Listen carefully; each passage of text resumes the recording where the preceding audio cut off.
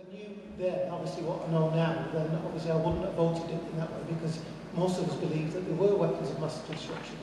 But I will not apologise for voting that way, because I did the best that I could on the information that I had.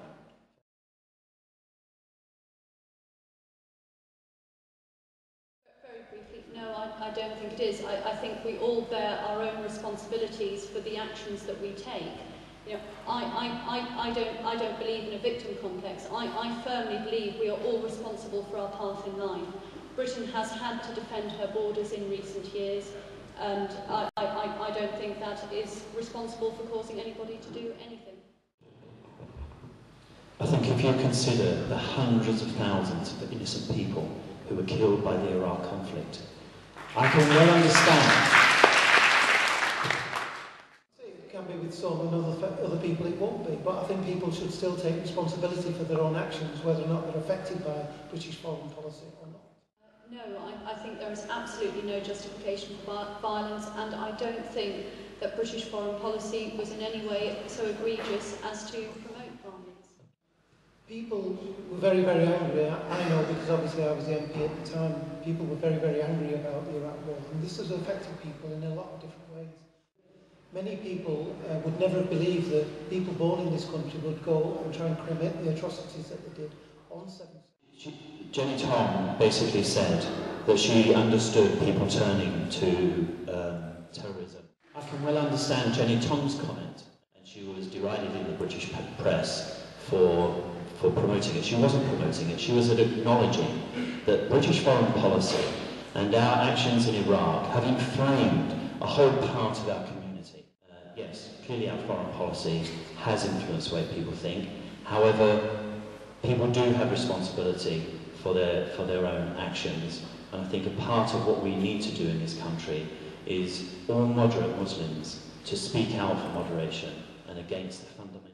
You can blame foreign policy for that if you like, or you can say these people should take responsibility for themselves, but nevertheless we know it's a danger, and that is why whilst it was a 28-day maximum, it's never gone up to 28 days. But the police need the tools, and we will give the police the tools of the job.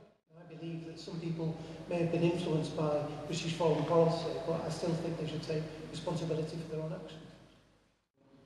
If I was minding my own business in my house and someone dropped a bomb on it and wiped out my family, I would be inflamed.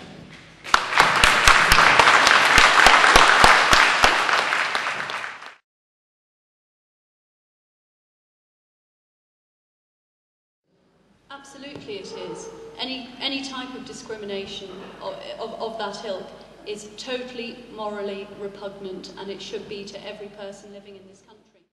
I would like to see us establish a parliamentary commission on Islamophobia to look into the questions surrounding this, where it has arisen, why it has arisen, and how we can actually start to deal with it and move forward. I think there is no place for that type of discrimination or any similar discrimination in this country.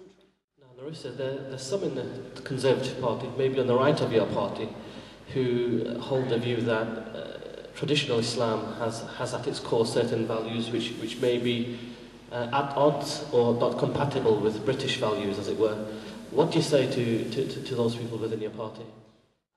I'd say that a faith that promotes family and promotes the community is actually very closely aligned to Conservative values. All forms of discrimination, obviously we're against, whether it be on race or religion. And certainly in terms of any parliamentary committee looking into Islamophobia, depending on how that was defined in principle, I would agree to such a committee as well.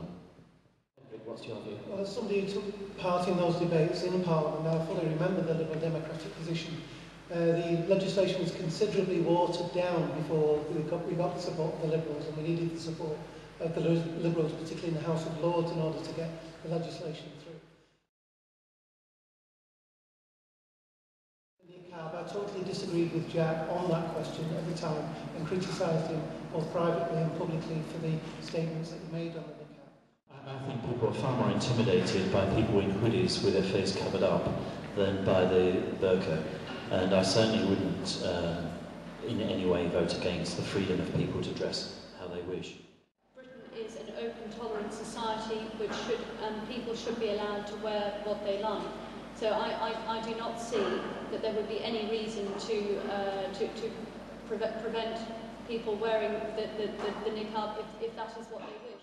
Now, many people will bring in questions of issues of whether or not women are forced to do this. To me, that is an absolutely separate issue. That is one of domestic violence and one that should be supported. No woman should be asked to do something she doesn't want to do, but if it is a free choice, then I absolutely support the right for somebody to wear that. Freedom of speech is one thing, but all freedoms come with responsibility, and that responsibility has to be respected as well, because communities can be very sensitive to this. I'm proud that it was this Labour government that allowed faith schools to be developed even further. We all know that there's been Catholic faith schools and Jewish faith schools allowed in the system. We are very much in favour of faith schools. By and large, educational attainment at faith schools outstrips that of non-faith schools. The short answer is, I think they will promote cohesion. I believe that it is the right of every parent to send their child to a school that will educate them in accordance with their beliefs, as long as that education is broadly consistent, is consistent with underlying British core values. We fully support faith schools. So I think on the cohesion side, I think it can be successful, but it's a matter of choice for parents. And on the funding side, I think we can do it through consultants, but we've got to look at what is best practice from where it's been successful elsewhere. I take from that, Mark, there's a commitment from yourself to work with the school, assuming you're re-elected, as soon as you're re-elected, to go through that process of documentation and getting the reports prepared. I'll do my best for the school as I have done in recent years. What we're saying is that if you are of a other religion, that should not be a barrier to you either taking on the gardener who does the grounds or the cleaner that cleans in the school.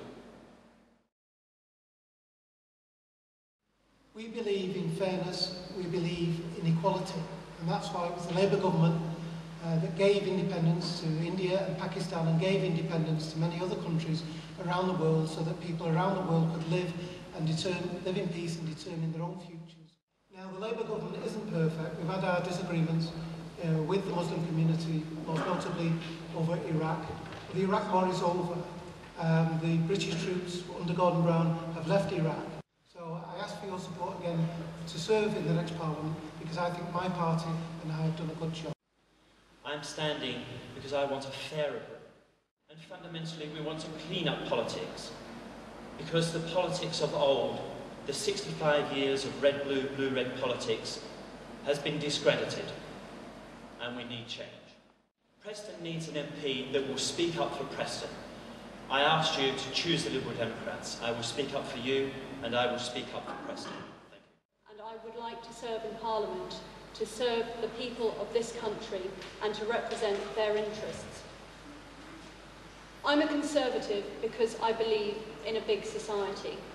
I believe that family is the bedrock of that society, family supported by communities. So I know what it's like to live in a country and be true to my culture while respecting and integrating with the country in which I'm living in and playing a part in that society.